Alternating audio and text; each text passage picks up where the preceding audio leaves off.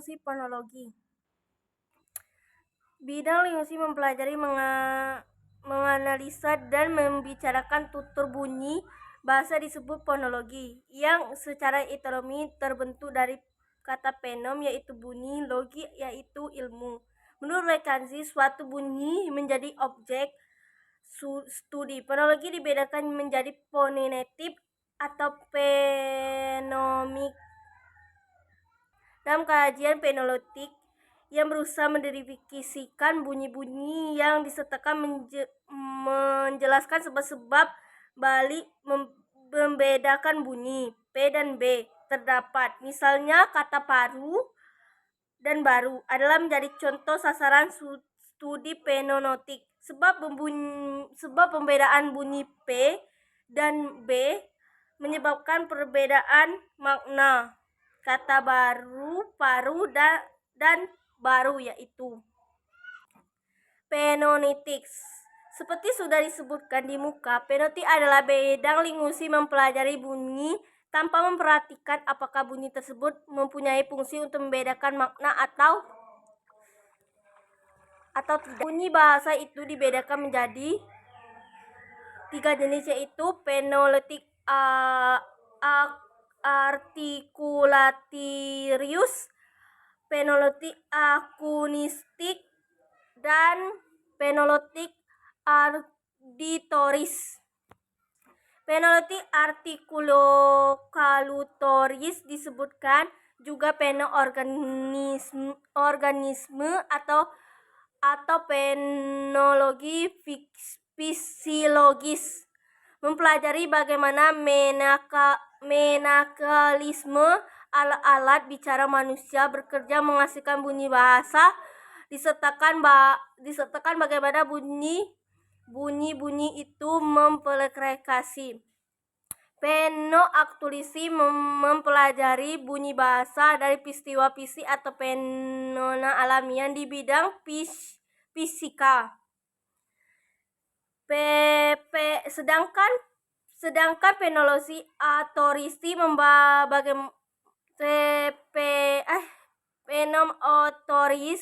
mempelajari bagaimana mannequin menerima bunyi bahasa itu dari telinga manusia. Ada 3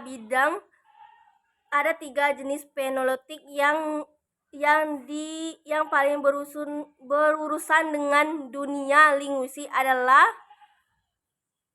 fonoauditorial.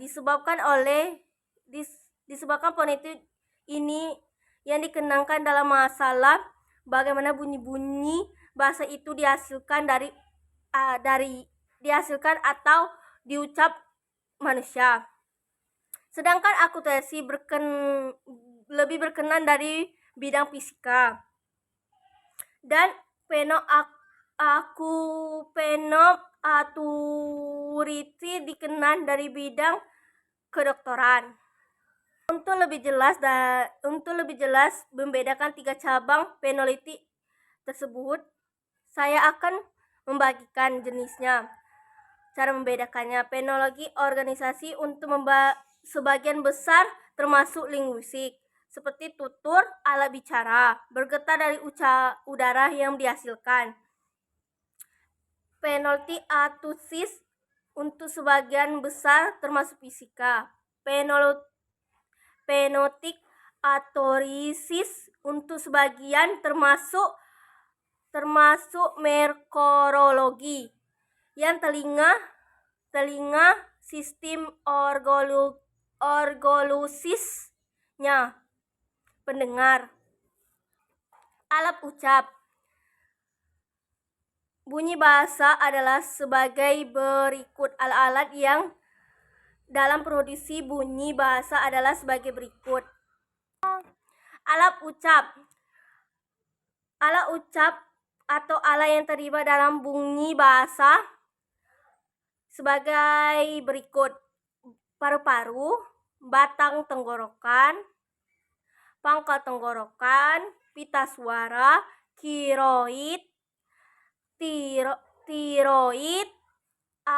aritoroid, dinding rongga tenggorokan, pangkal lidah, akar lidah, pangkal lidah, tengah lidah, daun lidah, ujung lidah, anatek, langit-langit lunak, langit-langit keras, gusi lingkul, kaki gigi, gigi bawah, gigi atas, gigi bawah, bibir atas, bibir bawah, rongga mulut, rongga hidung. Proses fonologi adalah terjadi bunyi pada umum dimulaikan dengan proses fonem udara keluar dari paru melalui pangkal tenggorokan yang di dalam terdapat pita suara udara yang keluar dari pita suara tersebut. Perkenalan dalam hambatan pada pita suara, perlu dijelaskan adanya 4 macam posisi pita suara, yaitu pita suara terbuka lebar, pita suara terbuka agak lebar, pita suara terbuka sedikit, dan pita suara tertutup rapat. Kalau posisi pita suara terbuka terlihat dari bagian 4A, maka tidak akan terjadi bunyi bahasa. Dalam proses artikulasi biasanya terlihat dua macam artikulator, yaitu dalam proses akulator aktif dan akulator pasif. Akulator aktif adalah alat ucap yang bergerak atau yang digerakkan, misalnya bibir bawah, ujung lidah, dan daun lidah. Sedangkan dimaksud dengan akurativasi akurator pasif adalah alat ucap yang tidak bergerak atau yang didekatkan oleh akurator aktif. Misalnya bibir atau gigi atas atau langit-langit keras. Tulisan fenotip, bunyi vokal dari pita suara secara terbuka. Tulisan fenotip dibuat oleh perlu studi fenotip. Sungguhnya dibuat berdasarkan huruf-huruf dari aksara Latin yang ditambah atau dijumlahkan tanda atrikritif dan sejumlah modifikasi dari huruf Latin itu. Misalnya ada 5 abjad Latin, yaitu adalah melambangkan bunyi vokal, yaitu A, I, E, O, U. Dalam bahasa Indonesia mempunyai 6 fenom vokal, sekian banyak aklunatinya. Begitulah bahasa Inggris. Dalam bahasa Prancis memiliki lebih dari 10 bahasa vokal. Jadi dibedakan bunyi vokal. Kolosom adalah aluran udara yang membentuk bunyi vokal setelah melewati pita suara yang tidak mendapatkan hambatan apa-apa. Sedangkan membentuk bunyi konsonan udara yang masih menghambat atau gangguan. Klasifikasi vokal. Bunyi vokal yang diklasifikasi diberi berdasarkan posisi lidah atau bentuk mulut. Posisi lidah yang bersikap vertikal dan bisa juga horizontal. Sedangkan secara vertikal dibedakan adalah vokal tinggi, misalnya I dan U. Vokal tengah, misalnya bunyi E dan O. Dan vokal rendah berbunyi A. Sedangkan horizontal dibedakan adanya vokal depan yang bunyi I dan E. Vokal pusat misalnya O. Vokal belakang misalnya U dan O. Kemudian menurut bentuk mulut dibedakan menjadi vokal bundar dan vokal tak bundar. Vokal bundar yang karena bentuk mulut bundar ketika mengucapkan vokal. Misalnya O dan U. Disebutkan vokal tak bundar karena mulutnya tidak bundar, melainkan melebar pada waktu mengucapkan vokal tersebut. Misalnya vokal I dan vokal E.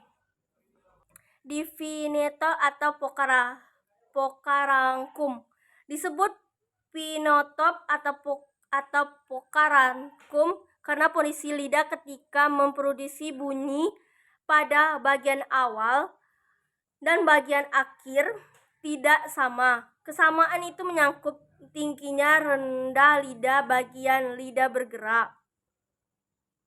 Contoh penitu dalam bahasa Indonesia adalah AU, seperti terdapat pada kata kerbau atau harimau. Contoh lainnya bunyi AI, seperti terdapat dari kata cukai dan laidai. Apalagi dua kata vokal terturut namun pertama terletak dalam suku kata yang melainkan dari keduanya, maka di situ tidak adanya penoti atau vokal AU, AI. Klarifikasi krosonan. Berdasarkan tempat akulasi kita kenal antara lain krosonan bilayan, yaitu krosonan yang terjadi pada kedua bibir bawah merapat ke bibir atas, yang termasuk konsonan bilail. Ini adalah B, BP, dan M. Biomental, yaitu krosoman terjadi pada gigi bawah dan bibir atas. Gigi bawah merapat pada gigi atas, termasuk krosoman labiomental. Bunyi F dan V. Labioveral, yaitu krosoman terjadi pada daun lidah gusi. Hal ini karena daun lidah menempel pada gusi. Yang termasuk konsonan valiofonal yaitu T dan D. Konsonal yaitu prosoveal, yaitu konsonan terjadi dari pangkal lidah, dan fenom atau langit-langit lunak, yang termasuk konsonan porsenal yaitu bunyi K dan G. Daur udara terdapat kita bedakan ada konsonan hambat. Contohnya yaitu bunyinya P, B, T, D, K, dan G. 2. Geseran virtatif bisa dibedakan. Contoh termasuk konsonan geseran adalah bunyi F, S, dan Z. Panduan virotif contohnya adalah bunyi C dan J. Seragam dan nasal contohnya adalah M, N, dan N. Getaran atau trill contohnya adalah konsonan R. Samping atau T-real contohnya adalah L. Hampiran proksimal contohnya adalah W dan Y. Unsur dan sumental. Tekanan atau stres. Tekanan yang menyangkutkan masalah keras, lunak bunyinya. Suatu yang sumental diucapkan dari aluran udara yang kuat sehingga menyebabkan atimotial melebar, dibarengi dengan tekanan yang keras. Nada dan pitacil. Nada dikenangkan dengan tingginya suatu bunyi. Bila suatu bunyi sumental diucapkan frekuensi getaran yang tinggi, tentu akan disertai dengan nada yang tinggi. Dalam bahasa tonal biasa dikenal adalah 5 macam nada, yaitu nada tinggi atau meninggi yang diberikan tanda garis ke atas. Nada datar biasa diberikan dengan tanda lurus mendatar. Nada turun rendah biasanya diberikan tanda menurun. Nada turun naik yaitu nada rendah lalu meninggi diberikan tanda sebagainya.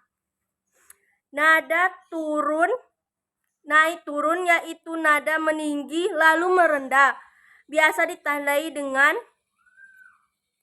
jeda dan persendian. Jeda atau persendian berkenaan dari berhentinya bunyi dalam ujur lidah, yaitu jeda antar kata. Dalam fase diberi merupakan garis tunggal. Jeda antar kalimat diberikan tanda merupakan garis miring ganda. Dan jeda antar paragraf diberikan tanda merupakan garis silang ganda. Silabel atau kata itu adalah suatu rimisan kecil dalam suatu arusan ujuran atau bunyi ujuran. Satu silabel biasanya meliputi satu vokal atau satu vokal dan satu konsonan atau lebih. Fenomik. Identitas fenomik. Maka bunyi tersebut sebuah fenomik karena dia bisa berfungsi membedakan kedua makna suatu bahasa tersebut. Misalnya kata Indonesia, laba dan raba. Kedua itu kata itu mirip benar. Misalnya berdiri dari 4 buah bunyi. Pertama bunyi tersebut L, A, B, dan A. Sedangkan yang kedua berbunyi R, A, B, dan A jika dibandingkan. Fenom adalah sebuah bahasa yang membedakan fungsi tinggi atau pula rendah yang dimiliki posonal yang tinggi, yaitu banyaknya ditemukan pasangan minimal mengandung fenom tersebut. Alomen. Alomen di sebuah fenom merupakan mirip dengan onotis. Misalnya banyak mempunyai kesamaan atau ucapan, atau kalau kita melihat dalam peta terletak masing kedekatan atau saling mendekat.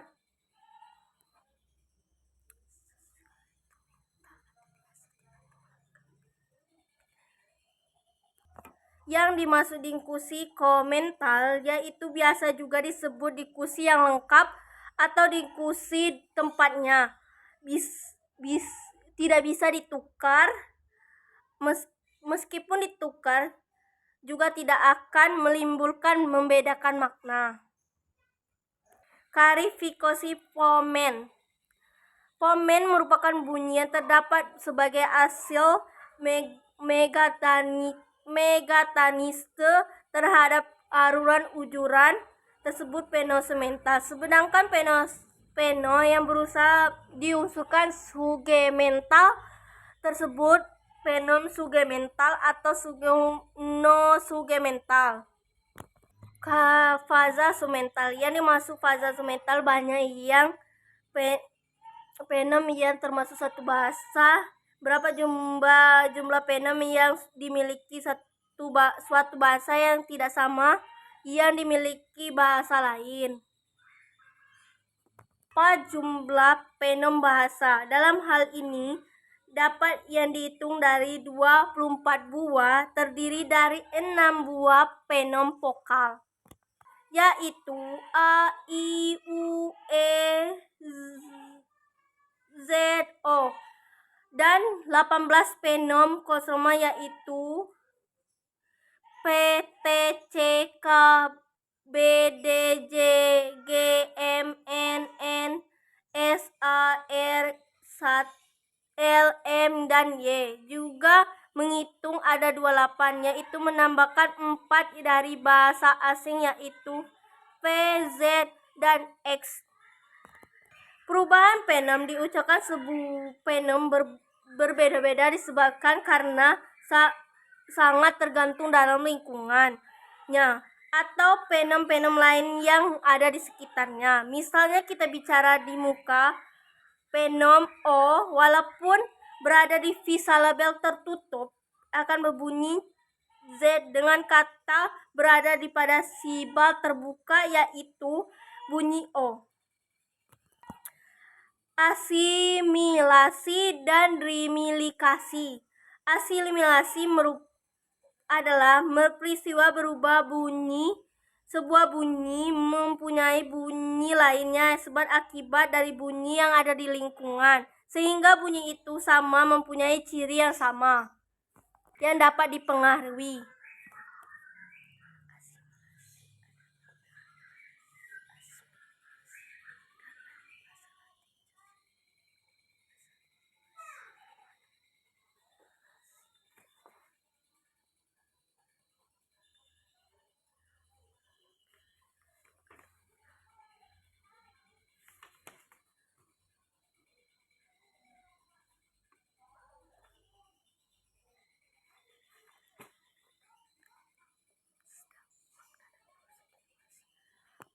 Maka dalam proses asimilasi merupakan menyebabkan dua buah fenom sama menjadi berbeda dan melainkan. Contoh dalam kata bahasa Indonesia, cipta dan cita. Cinta itu berasal dari Sanskerta cinta, berbunyi T, dan pada kata cita merupakan bunyi PT. Dan pada kata cipta menjadi bunyi NT pada kata cinta. Netralisme akrusutenom. Sudah dibicarakan muka bahwa fenom mempunyai sebagai membeda makna. Misalnya P dan B. Dua fenom yang berbeda bahasa Indonesia karena terbentuk dari pasangan minimal yaitu paru dan baru, PS baru, atau pasangan dari rabat dan rapat. Namun dalam kasus sabtu dan sepatu atau lembab dan lembab, ulaut, abalaut, homorif vokal. Abu laut merupakan vokal yang ditemukan dalam bahasa Indo-Jerman menandai berbagai fungsi partikel. Contoh lain berkata dalam bahasa Inggris berarti singing atau sang dan sung, atau dalam bahasa Belanda duke, terjun atau dok dan dorke. Daulutut berbeda dengan daultut. Kalau daultut perbatasan dan meninggi vokal akibat pengaruh bunyi berikut, maka aklumotal atau akibat memengaruhi bunyi berikutnya. Kontraksi dalam percakapan yang cepat atau situasi yang informasi sering menutur, menyikat atau memendekkan ucapan atau umpama dalam kontraksi. Metasisme atau penatisme. Proses metalisme merupakan bentuk fenom menjadi fenom yang lain, melainkan mengubah urutan fenom terdapat dalam suatu kata. Lazimnya bentuk asli dan bentuk metalisme sama-sama terdapat dalam bahasa tersebut sebagai variansi. Dalam proses tesmisme, sebuah fenom tertentu biasanya homorgan atau lingkungan yang disisihkan dalam sebuah kata dalam bahasa Indonesia, yaitu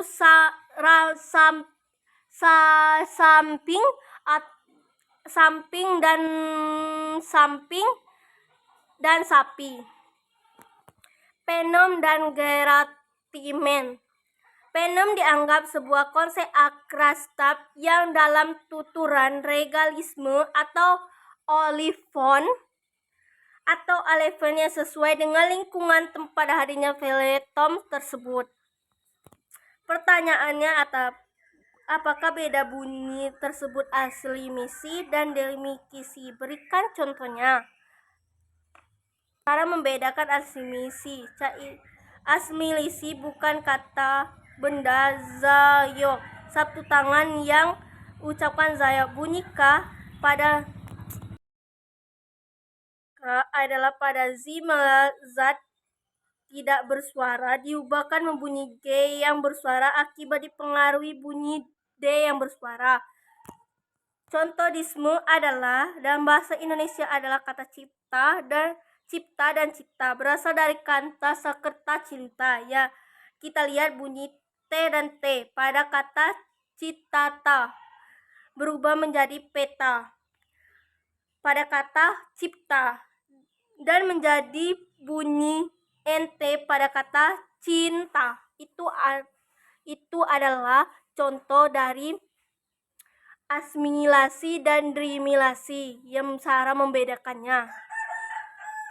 Yang dimaksud penem juga seperti kita bicara dengan teman dari mulut melalui telinga teman. Mulut ikan berbuka lebar dari telinga teman. Itu adalah dimaksud bunyi bahasa. Pertanyaan, saya akan menjawab pertanyaan tersebut dari materi yang saya baca dan meditasi di tata linguistik penologi. Apa bedakan perubahan bunyi yang disebut asimilasi dan dimilasi? Berikan contoh. Bukti dari tata bahasa saja bahwa suge metal dapat bersifat fonolisme, yaitu adalah apa yang dimaksud dengan penologi. Bagaimana contoh penologi tersebut? Saya akan menjawabnya. Deismilesta adalah perubahan bunyi yang dipengaruhi oleh lingkungan sehingga bunyi tersebut sama dan berbunyi. Contoh dari asimilasi perubahan dari bunyi P menjadi B dari kata Belanda OPG sudah disebutkan di atas. Sedangkan dimilasi yaitu merupakan menyebabkan bunyi bahasa yang berbeda menjadi sama, baik seluruh atau bagian dari atas. Contohnya itu dari kata bahasa cipta dan cinta, yaitu berasal dari bahasa Sanskerta citata. Dilihat bunyi TTT pada kata citata berupa menjadi peta, PT. Dalam kata PT dan bunyi NT pada kata cinta. Fonesi adalah perubahan dari kata bunyi tersebut menjadi P dan D, yaitu suge mental adalah atau menjeda singkat atau jeda agak singkat karena sental keras, lembut bunyi, tinggi rendah bunyi, panjang pendek bunyi. Contoh dari pertanyaan yaitu apa membedakan asimilasi dan dimilasi, yaitu dari kata P dan B, yaitu baru dan paru. Sedangkan dimilasi berasal dari bahasa Indonesia, berasal dari Sanskerta cinta, yaitu adalah citata, dirubah menjadi TT kata cipta dan juga dirubah menjadi NT dari kata cinta. Sebutkan 5 bunyi vokal yang melambangi 5 huruf yang melambangi bunyi vokal, yaitu adalah A, I, E, O, U. Pada bahasa Indonesia saja mempunyai 6 buah penom vokal, sekian banyaknya volumenya. Begitu juga bahasa Inggris dan bahasa Prancis memiliki lebih dari 10 vokal. Aluran menghambat dan bunyi. Penom dituliskan dari huruf atau lambang yang digunakan untuk lambang suatu bunyi. Sebutkan misalnya bunyi dari klarifikasi vokal, yaitu I, E, O. Jadi vokal pusat misalnya o. Dari vokal belakang berubah jadi u dan o. Kemudian menurut bentuk mulut dibedakan menjadi bundar dan vokal tak bundar. Disebut vokal bundar karena bentuk mulutnya bundar ketika mengucapkan vokal tersebut. Misalnya vokal o dan u. U disebut dengan vokal bundar, bentuk mulutnya tidak bundar, melainkan melebar pada ucapan vokal tersebut. Misalnya vokal i dan e. Apa membedakan jeda atau persendian? Apa yang dimasukkan jeda, denda antar kalimat yang dalam fase tanda merupakan garis miring tunggal, sedangkan antara kalimat merupakan garis ganda miring ganda, sedangkan antar paragraf adalah merupakan tanda silang ganda. Identitas fenom adalah jelaskan identitas fenom dan contohnya. Fenom adalah bunyi atau bukan yang mencari suatu bahasa biasa digunakan sebuah kata yang mengandung bunyi tersebut, lalu membandingkan satu bahasa lain yang mirip dengan satu bahasa yang pertama. Contohnya dalam kata bahasa Indonesia adalah baku dan bahu, masing-masing terdiri dari 4 bunyi, yaitu maka bunyi K akan pertama dan bunyi H pada kedua kata. Masing-masing dalam fenom yang lain adalah fenom K dan fenom H. Kemudian kedua bunyi tersebut menyebabkan kedua kata yang mirip menjadi berbeda makna. Identitas fenom digunakan dalam bahasa Mandarin Cina.